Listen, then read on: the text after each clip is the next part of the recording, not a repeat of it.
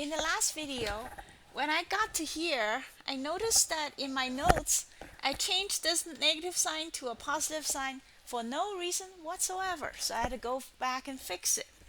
And you might wonder, well, if you did that, how did you manage to get the right answer? Well, what happened is I made a similar mistake of changing signs later, so it kind of two wrongs made a right. So yeah.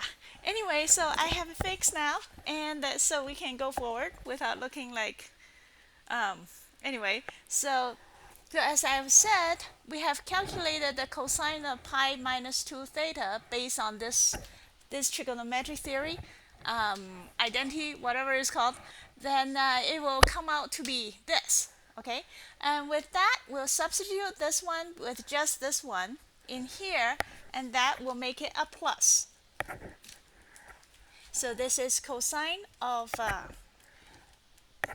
let's see, 2 theta. Okay, and then this whole thing 20, where's the square root?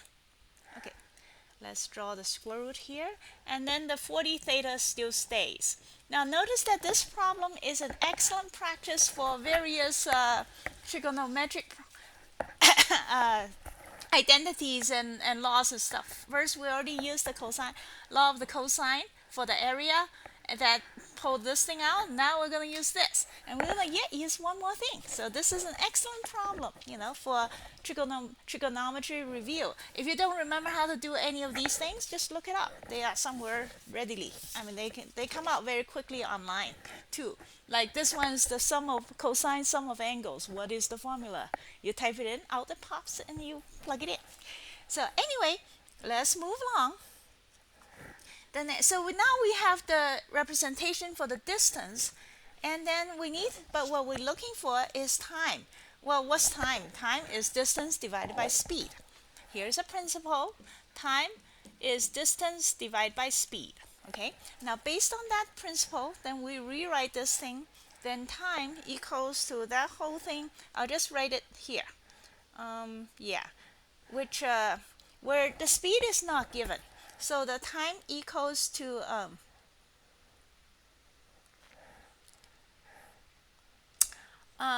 right. But actually, we will simplify this thing slightly more. Okay, with yet another, before we get to the time, what time is. The distance can be simplified yet more, which is we are going to do another trigonometric equation or identity or whatever this thing is called, which is called cosine. We have a cosine 2 theta. Now in trigonometry, when you simplify stuff, you try to knock that down into just 1, right?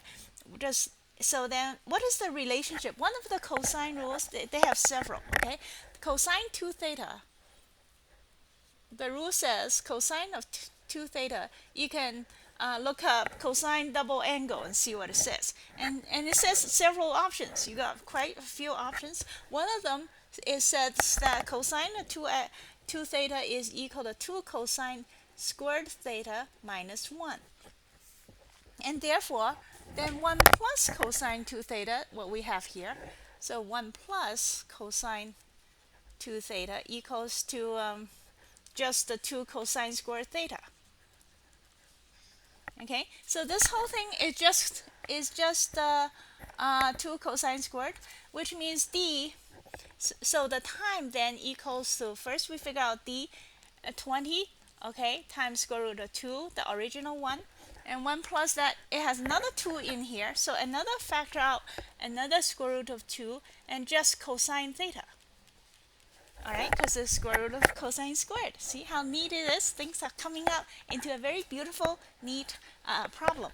And then plus 40 theta.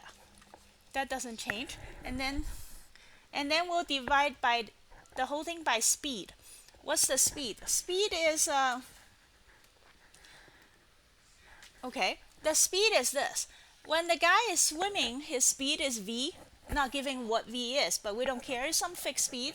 And then when the guy is running, he's running here, his speed is 3v. Alright, so that would be the time. So we clean this up slightly.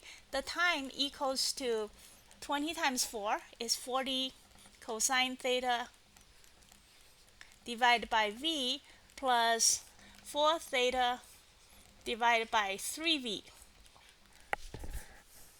And that is the right answer at the back of the book. And that's the problem number 327 that I assigned you. I didn't assign the next one because it's an even number, and normally I don't assign even numbers because there's no answer at the back of the book. But in this particular problem, I decided that while that might be the right answer, I want to see what the theta is, okay, which simply, what is theta then? Then you take the derivative of this thing, okay, which gives you a fairly simple thing that eventually you come up with an answer that theta equals to 0.14. Because when you set this to be 0, v disappears, it's just in the denominator, so we don't care. And then we get, if you take the derivative, t prime equal to 0, t prime equal to t prime of t prime, if you set t prime equal to 0, then theta equals to a specific number, which is 0.34 radians, or 19.5 degrees. And that's the angle. The next question, problem 328, says that what angle should the guy swim to be the shortest distance? That was our entire point. This is to tell the lifeguard how to swim over there the fastest, right? In order to get to the dude that's drowning over here. Okay. Now, here's the thing. However, now after I looked at this, then I thought about it. So I decided to calculate how much is this saving? Because looking at it, the guy swim over there and jump out of water and then run. It doesn't seem right to me. All right. So I did the calculations and come to find out the time, if you were to plug this thing into the time formula right here, okay, the time the guy takes would be, and the time is, I calculated that the time would be something like t theta at our theta that we found will be something like 42 seconds, which is fine. But here's the thing. If you then calculate how long does it take for the guy to run across, and this is, well, we don't know what v is, so we assume v equals to 1 meter per second, okay, because this thing is in meters, and it doesn't really matter, right? The point is we're just comparing what would it be. And then the time for running, if the guy was to run, he'll cover the distance in 20.9 seconds. In other words, this angle that we calculated is not the minimum at all. In fact, then I went ahead and plotted the graph of this thing on the decimals calculator, and the graph looks like this. The graph goes like this. It goes up and then drops down. In other words, this is theta right here. Okay, here's our theta equals to 19.5 degrees. That is, this is the maximum. That when we calculate the derivative, remember the derivative only gives you where the slope is level. It doesn't tell you whether it's a maximum or minimum. We're supposed to, test it somehow. And the way I test it is just simply by having the graphics calculator crank it out. And when it cranked it out, it said this is not the minimum at all. This is actually the maximum. And what is the minimum? The minimum is when the angle equals to pi over 2. In other words, this theta angle is all the way up here. In other words, the guy does not jump in the water at all, okay? He just runs across. It's the fastest if you just simply run across and forget all this stuff. So it's basically a trick problem, except the book never showed you the trick if you didn't, investigate it. But the principle is the same, is that when we do this kind of optimization problem, we better not just, crank out something and then be very happy and then walk out of here all happy, because you might have gotten the exact opposite answer. So this answer only gives you what's the longest way that the lifeguard can take to get over there. If he wants the guy to die, but he has to save him, so that would be the best way to do it. But to calculate the shortest way, which is what we should be calculating, the answer is there is no theta where it's fastest. In other words, don't jump in the water at all, just run across. And I will show you the revised version of all this. And you can plot this graph into the decimals calculator to prove my point that this thing just the function has no minimum. Okay, it just crashed onto whatever. So that's that. And which still it is, even though the problem is a trick problem, it's still a very good problem because it landed into a very neat solution, right? And it made you go through 3 different trigonometric identities or theorems or something, which is a very good theorem. I mean, a very good problem from the teaching point of view. You want a problem that's neat and smooth and have the students learn or review a lot of stuff willingly, because the student is eager to find the answer, you see, instead of just doing some boring review that gets you nowhere. So with that, let's look at the next problem. By the way, I should mention that in the previous problem, when I said that the guy was running at swimming at 1 meter per second, my point is that the v in the formula I set it at 1 meter per second. So 3v is 3 meters per second. You can set any number really, but 1 seems like a nice, reasonable, easy choice to make, and that's how I came up with my answers of how many seconds he ran and stuff like that. But anyway, let's move on to the next problem. The last one, 355 on page 453. And let's says you are the manager of some apartment complex that has 50 units, and your rent, if you said your rent is $800 a month, all the apartments are rented, and that's the cheapest point where all the apartments rented. Okay, as you increase rent by $25 a month, you drop 1 fewer apartment. And there is also a maintenance cost that's $50 a month for each occupied unit. In other words, if the unit is not occupied, there's no maintenance required. So what is the rent that maximizes the total amount of profit? So that's a neat little problem. And to do that, first we have to, anyway, yeah. So first, let's consider the some numbers that we have. So the rent and the occupancy has a direct linear relationship, something like this. At 800, we can look at it on the graph. Don't have to, but when the rent is at 800, okay, then the total unit rented is 50. That's all of them. And then eventually it goes down to something, and then as it dropped down a little bit, okay, like if you increase rent to 825, then it goes down to 49 units. Okay, it loses 1 unit. So knowing that, and this is some straight line, but so knowing that, then we use the point slope formula. Here are 2 points. The points are, first is the 800, okay, where we rent 50 units, and then the next one 825, and we start losing renters, 49 units.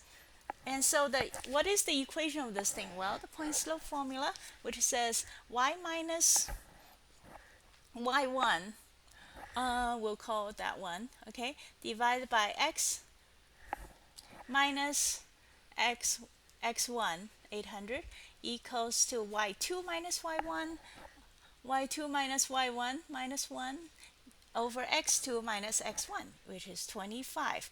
And that's the equation of this particular line. And then we can clean up the line a little bit, and that equals to y equals to let's see, y equals to something. Y equals to minus 125 over x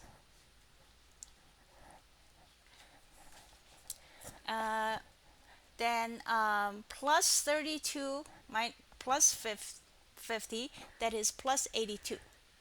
Okay, so 800 divided by 25 is 32, and then plus 50 is 82. Anyway, that's the linear equation we got. And remember what this is, okay? To remember, y equals to the unit rented. Okay, let's write this down so that we don't get confused. Units. It's not just units, it's units rented. Whereas x equals to the rent per unit. All right, so we're very clear on this. We have a simple equation. And then next we have another simple equation, that is, what is the profit? The profit or the revenue. I call it profit here, so we'll stick with that. It's yeah, they might have a fit over. I mean, the finance people might have fit. No, that's not profit, that's revenue. But we'll ignore them for now, okay? And just do this. What did the book say? I don't care. I already wrote down P, so we're going to use P. For profit equals to the total profit would be x times y, and then minus the maintenance cost. The maintenance cost is $50 per month, but only on the units rented. Okay, so times y. So that's that.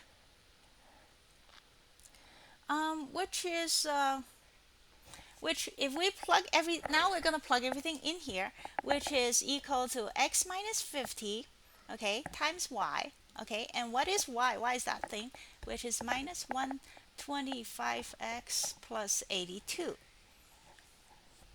All right, so far so good. And then we take the good old derivative. The derivative of y with this is has both y and x in there, so we do the implicit differentiation. So what is dy by dx? Dy by dx from this equation is simply equal to minus 1 over 25. And then we take the derivative of just this thing. I multiplied this out. Why did I do that? Doesn't matter. But we are going to not multiply it out. Well, either way, we've got to do something. All right, so dp by dx. Let's calculate that. dp by dx.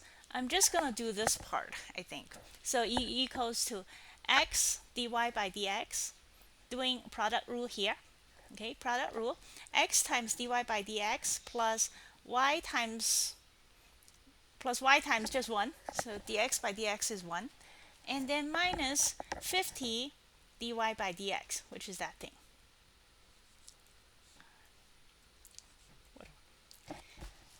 And then we plug dy by dx with a value of negative 25. So that equals to where, okay, so next the dp by dx equal to dyx. So x times negative x over 25, okay, plugging that value in here, and then plus y is just that thing right here. We have to write that down again. Minus x over 25 plus 82. And then, let's see, make sure I talk loud enough. Okay, and then minus 50 times dy by dx. 50 times that is just 2, positive 2. Okay, so we'll add it here. And that gives us equal to something like minus 2x over 25 plus 84 equal to 0. All right, and then so then that gives us x equal, if you do the math of this thing, x equals to $1,050. And then where y, if you plug it in, y equals to 40. Now that seems like a reasonable amount. And what does the book want again? It wants to say what is the rent that maximizes the total amount of profit. So the rent that maximizes the total amount of profit is this number, okay? Which at that point you will be able to rent out 40 units and with 10 of them vacant at any given time. So that would be your maximum profit. Now, the back of the book gave a completely different answer, I think. that didn't really make sense. But I'm sure that this one's the right answer. Okay, so we will stand by this one.